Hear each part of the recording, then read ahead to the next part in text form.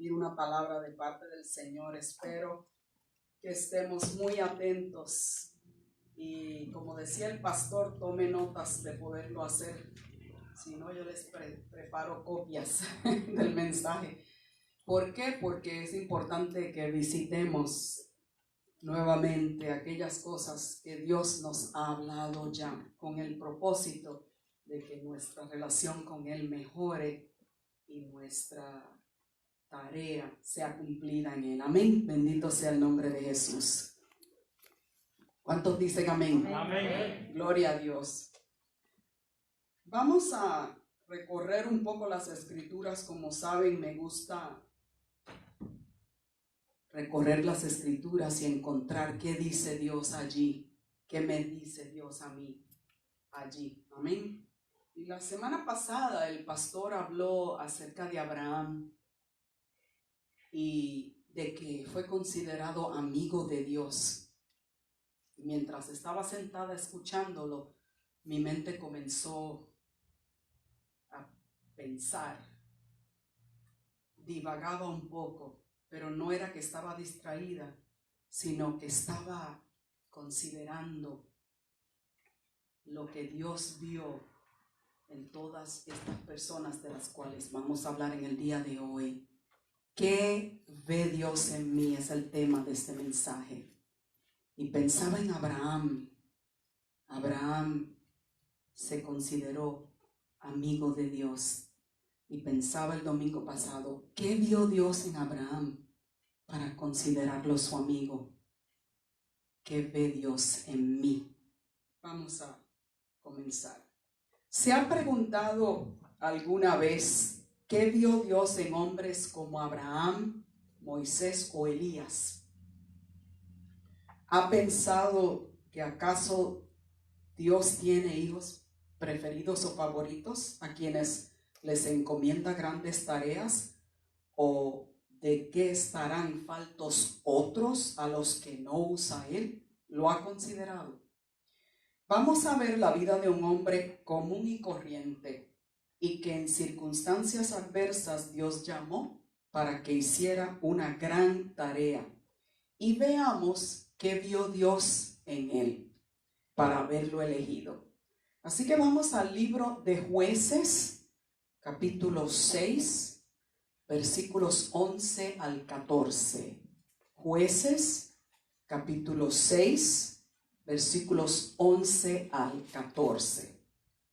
Este hombre se encontraba, en el contexto de lo que vamos a leer, este hombre se encontraba escondiendo el trigo en una cueva, que era donde el pueblo de Israel había huido por causa de los madianitas. Les habían atacado, y no solamente les habían atacado, sino que destruyeron todas sus cosechas. Allí vio Dios a este hombre.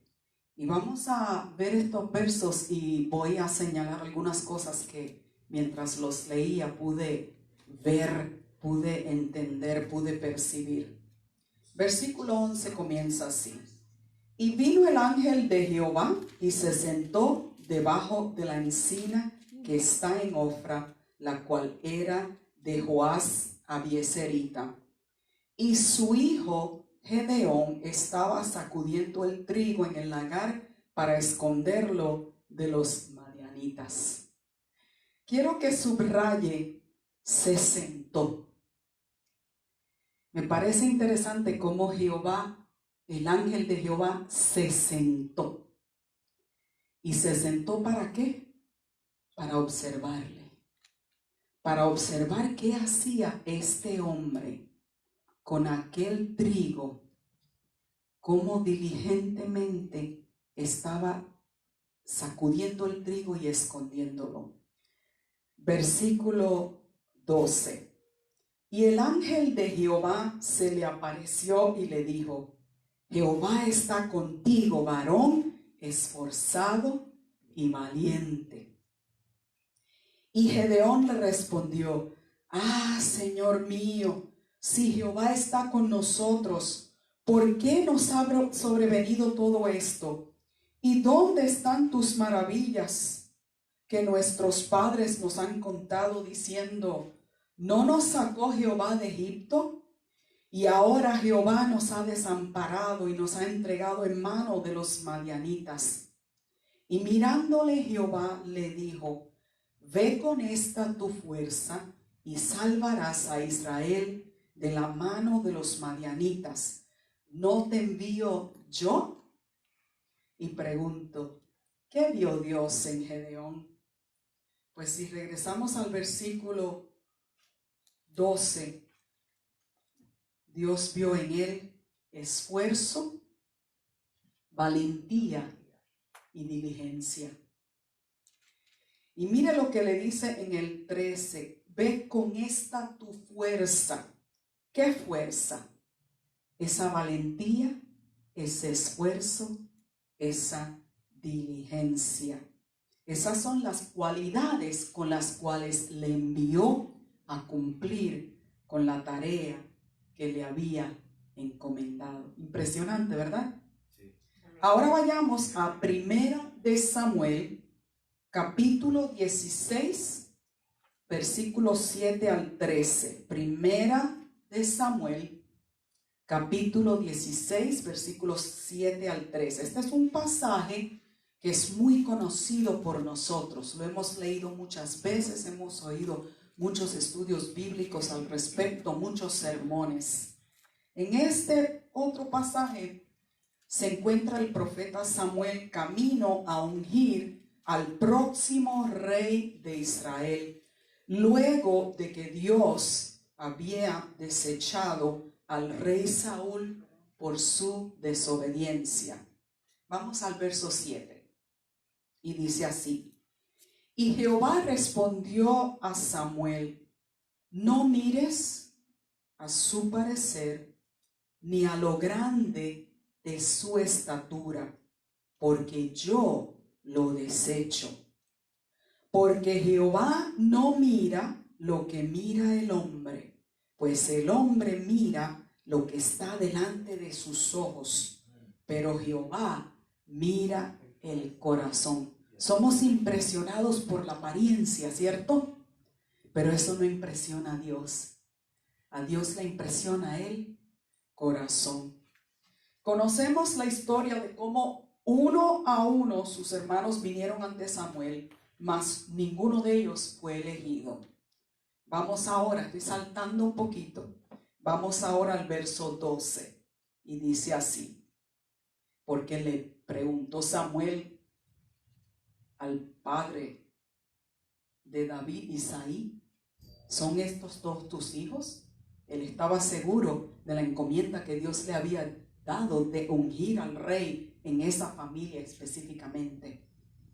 Así que dice en el verso 12, envió pues por él, o sea, por el último hijo de Isaí, y le hizo entrar, y era rubio, hermoso de ojos y de buen parecer, pero aparentemente no era del parecer alto y fornido que se esperaba de un rey. Entonces Jehová dijo, levántate y úngelo, porque este es. Y Samuel tomó el cuerno del aceite y lo ungió en medio de sus hermanos. Y desde aquel día en adelante, el Espíritu de Jehová vino sobre David. ¿Qué vio Dios en David? Vamos a desglosar un poquito. No era perfecto. Cometía errores y pecados. Todos sabemos de su pecado cuando puso en lugar al frente de la batalla al esposo de aquella mujer a la cual codició, matándole. No lo hizo con sus propias manos, pero ocasionó que muriese allí para poder él tomarla por mujer. No era impresionante por su físico. No era líder entre sus hermanos. Inclusive los hermanos casi lo trataron de metiche. Cuando él fue a ver qué hacían en la batalla, sí, nosotros sabemos por qué tú estás aquí. Tú lo que vienes es averiguar cómo está la cosa para ir a reportarle a papá. Mas, sin embargo, era un hombre, como dice en Hechos 13:22, conforme a mi corazón, que hará toda mi voluntad, dijo Dios. Amén. Impresionante, ¿verdad? Un corazón conforme al corazón de Dios. Otro hombre valiente, esforzado y diligente. ¿Qué vio Dios en Abraham? En Abraham Dios vio fe y por esa fe fue justificado. ¿Lo recuerdan?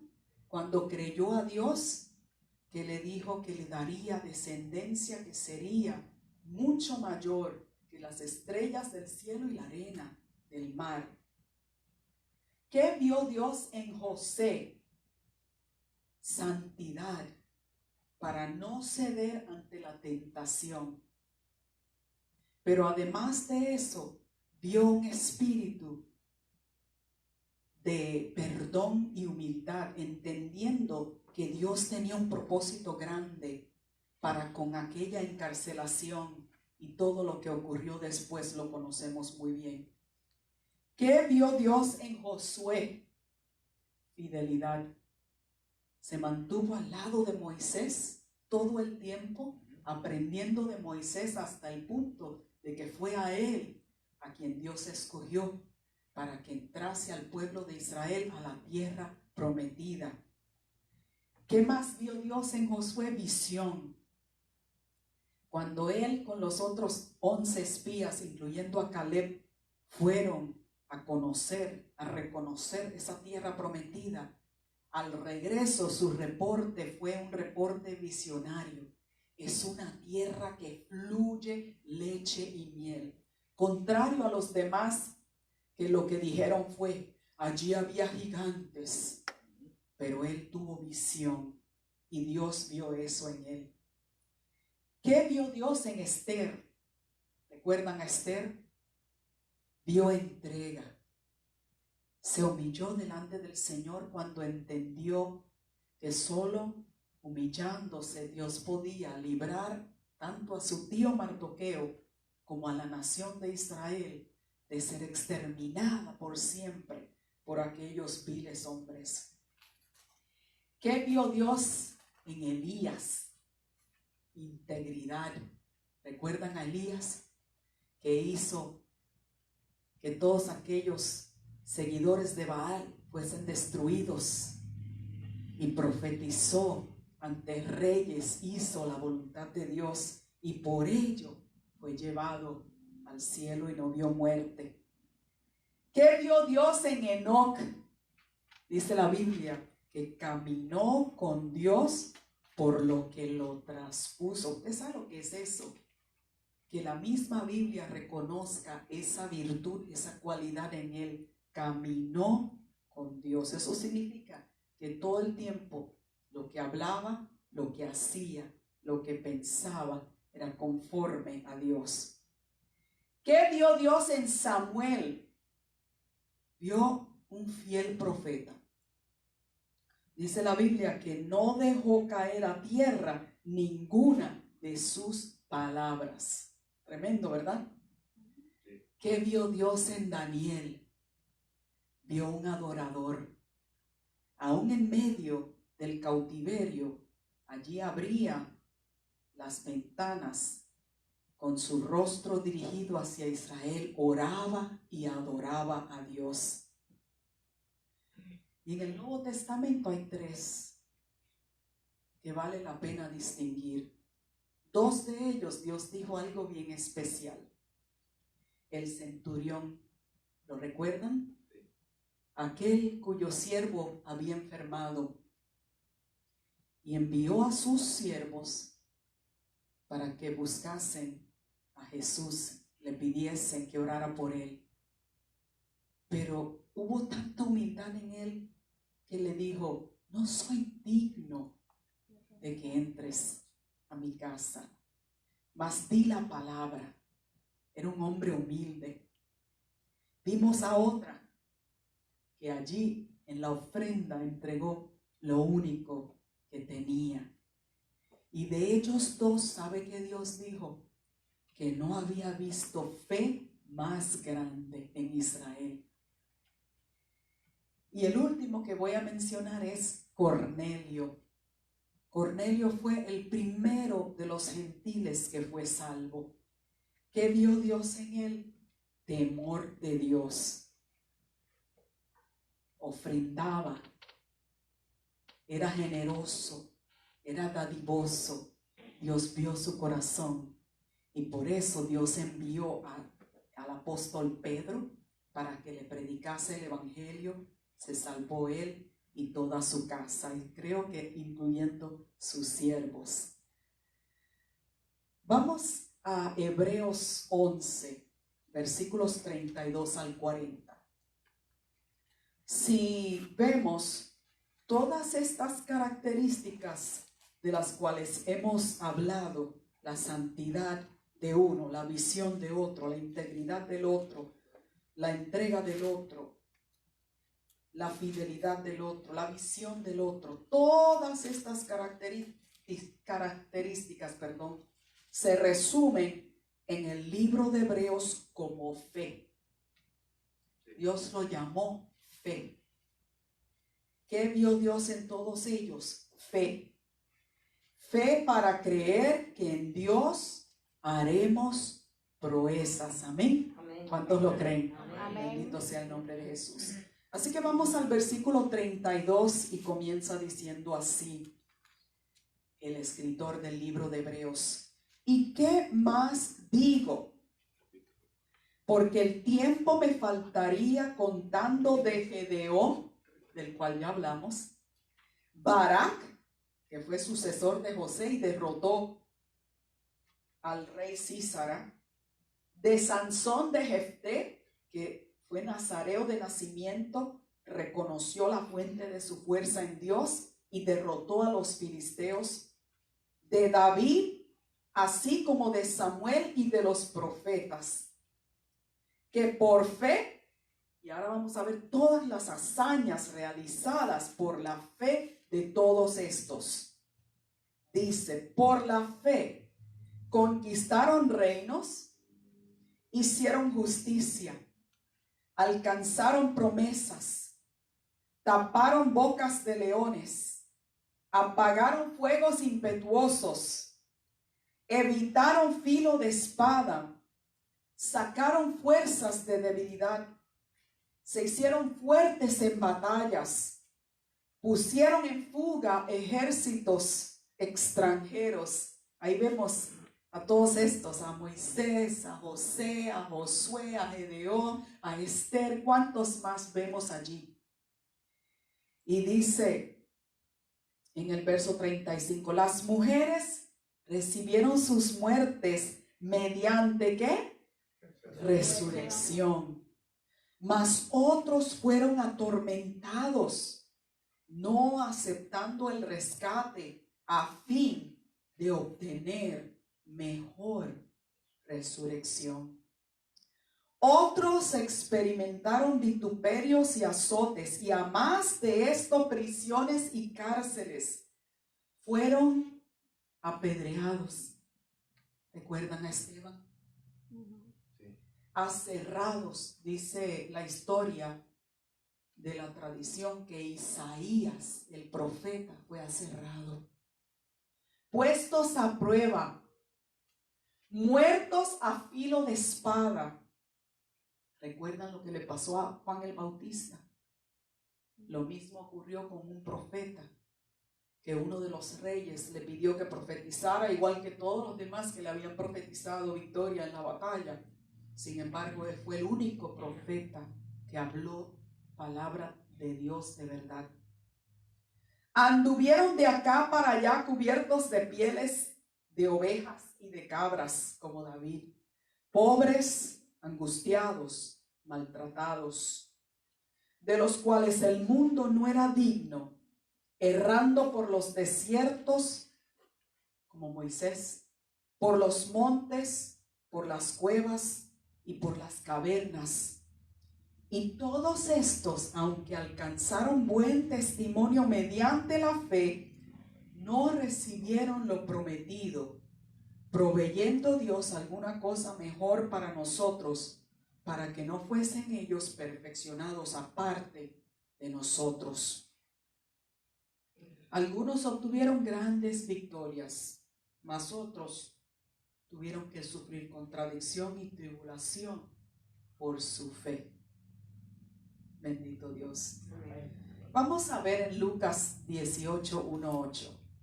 Esta fue una parábola que Jesús le refirió a sus discípulos y era sobre la necesidad de orar siempre y no desmayar. No la voy a leer completa, solo voy a leer el versículo 8, la parte segunda, pero quiero resaltar algunas cosas. Esta parábola tenía un doble propósito, el que ya señalamos, de que entendiésemos la necesidad de orar siempre y perseverar, no desmayar. El segundo propósito, presentado por Jesús en forma de pregunta retórica, en el verso 8, segunda parte, tenía el propósito de hacernos meditar, de hacernos considerar nuestros caminos, considerar nuestro corazón, considerar dónde nos encontramos en referencia a Dios. Y dice esa segunda parte, ¿hallará fe en la tierra?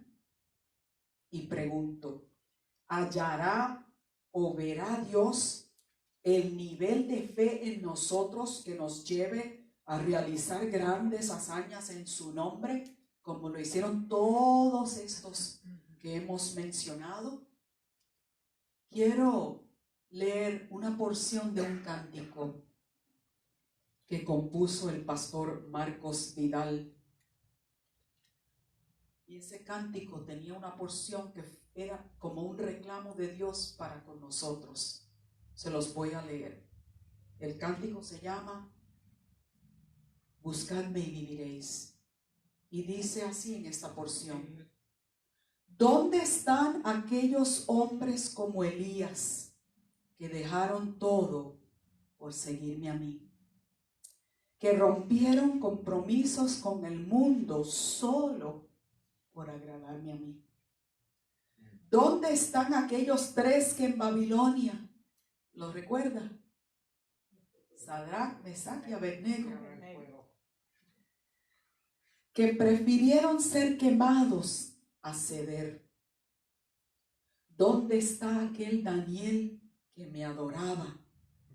¿Dónde está la santidad de aquel José? ¿Dónde está ese niño que mató al gigante? ¿Dónde están los sucesores de Josué? ¿Dónde están esas mujeres entregadas como Esther?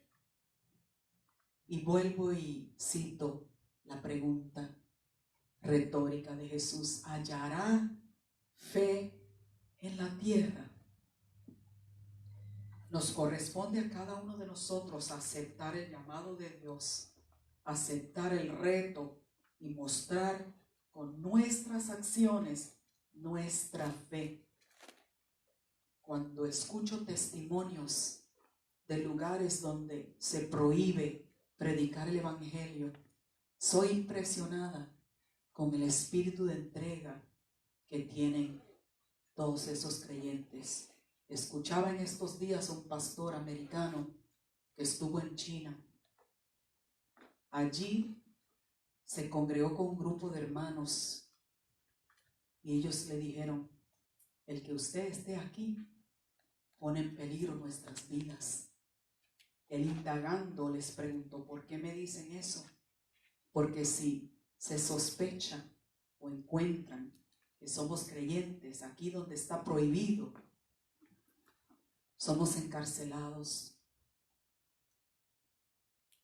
Y les dijo: ¿y qué más ocurre? Porque él quería saber más.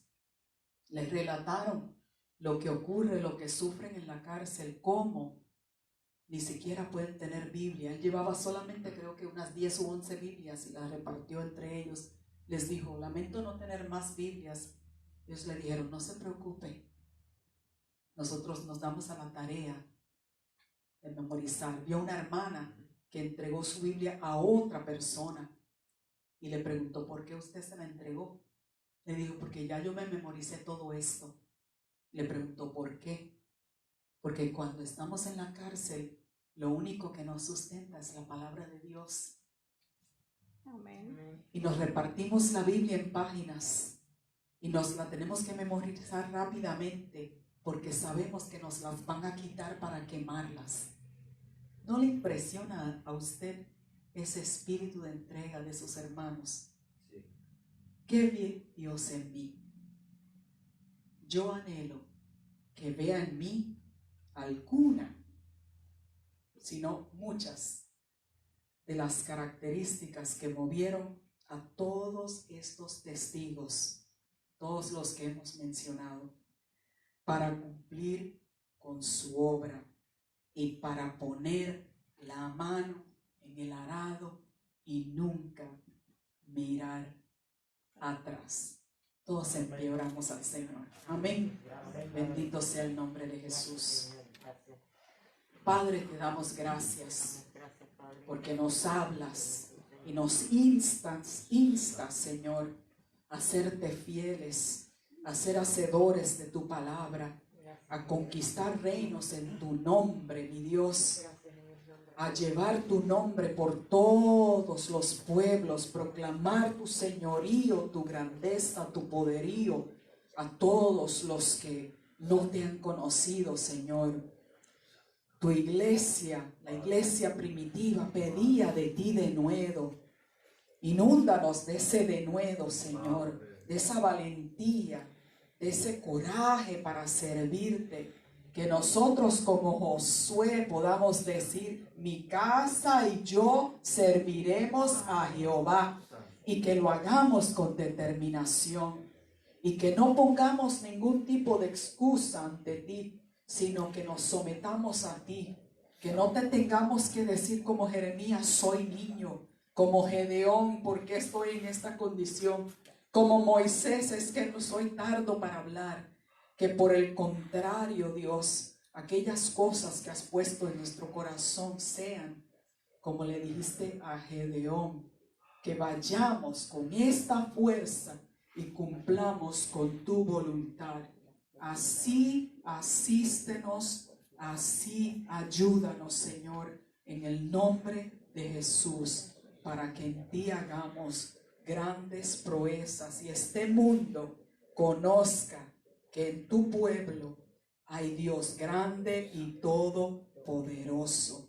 En el nombre de Jesús te lo hemos pedido. Amén. Denle un aplauso fuerte al Rey. Bendito sea el nombre de Jesús.